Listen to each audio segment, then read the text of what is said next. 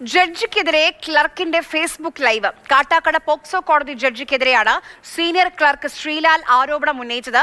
കോടതിയിൽ ഉണ്ടായ തീപിടുത്തത്തിന്റെ ഉത്തരവാദിത്തം അടിച്ചേൽപ്പിച്ച് ജഡ്ജി പീഡിപ്പിക്കുന്നുവെന്നാണ് പരാതി. കാട്ടാക്കട ഫാസ്റ്റ് ട്രാക്ക് കോടതിയിൽ ഒരു സീനിയർ ക്ലർക്കാണ്. അവിടെ നിന്നുണ്ടായൊരു ദുരനുഭവമാണ് എനിക്ക് പറയേണ്ടി വന്നത്. അവിടുത്തെ ജില്ലാ ജഡ്ജി എസ് രമേഷ് കുമാർ, അദ്ദേഹത്തിൻ്റെ ഒരു പീഡന കഥയാണ് എനിക്ക് പറയാനുള്ളത്. അദ്ദേഹം പീഡനം സ്ത്രീകളെടുത്തല്ല, പുരുഷന്മാരെടുത്താണ് പുള്ളിക്ക് താല്പര്യവും ആ രീതിയിൽ മുന്നോട്ട് പോകും. അപ്പോൾ അതിനുവേണ്ടി അദ്ദേഹം എന്ത് വേണോ ചെയ്യും.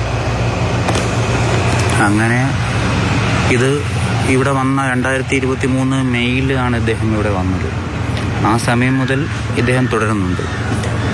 അദ്ദേഹത്തിനോട് സഹകരിച്ച് പോകുന്നവർക്ക് അവിടെ കണ്ടിന്യൂ ചെയ്യാം, ഇല്ലയെന്നുണ്ടെങ്കിൽ പല വഴിക്കും എന്തെങ്കിലും ചെയ്ത് അവിടെ നിന്ന് പുറത്താക്കുക എന്നുള്ളതാണ് അദ്ദേഹത്തിൻ്റെ ഒരു രീതി.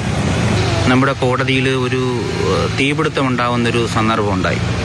അപ്പം ആ തീപിടുത്തം എങ്ങനെ സംഭവിച്ചെന്ന് എനിക്കറിയില്ല. ഇതിപ്പം അതും കൂടെ എൻ്റെ തലയിൽ കൊണ്ടുവയ്ക്കാനുള്ള പരിശ്രമമാണ് ഇദ്ദേഹം ചെയ്യുന്നത്.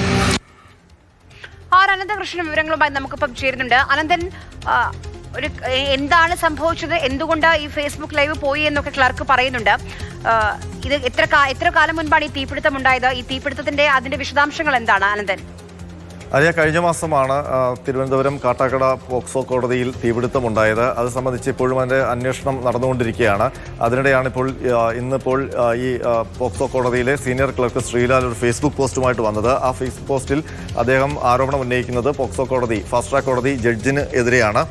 പ്രധാനമായും ആരോപണത്തിൽ പറയുന്നത് ജഡ്ജിയുടെ ഇംഗിതത്തിന് വഴങ്ങിയില്ലെങ്കിൽ അവിടുത്തെ ജീവനക്കാരെയൊക്കെ പീഡിപ്പിച്ച് പുറത്താക്കുക എന്നുള്ളതാണ് അദ്ദേഹത്തിൻ്റെ നയമെന്നാണ്. മാത്രമല്ല, നേരത്തെ ഒരു ജീവനക്കാരനുണ്ടായിരുന്നു. അയാളെ ഈ ശ്രീലാലിനെ ഉപയോഗിച്ച് അയാൾക്കെതിരെ കള്ളപ്പരാതികളൊക്കെ കൊടുത്ത് അയാളെ ജോലിയിൽ നിന്ന് പുറത്താക്കി എന്നുള്ളതാണ്. അതേ നടപടി തനിക്ക് നേരെയും ഇപ്പോൾ ഉയരുകയാണ് എന്നാണ് ശ്രീലാൽ പറയുന്നത്.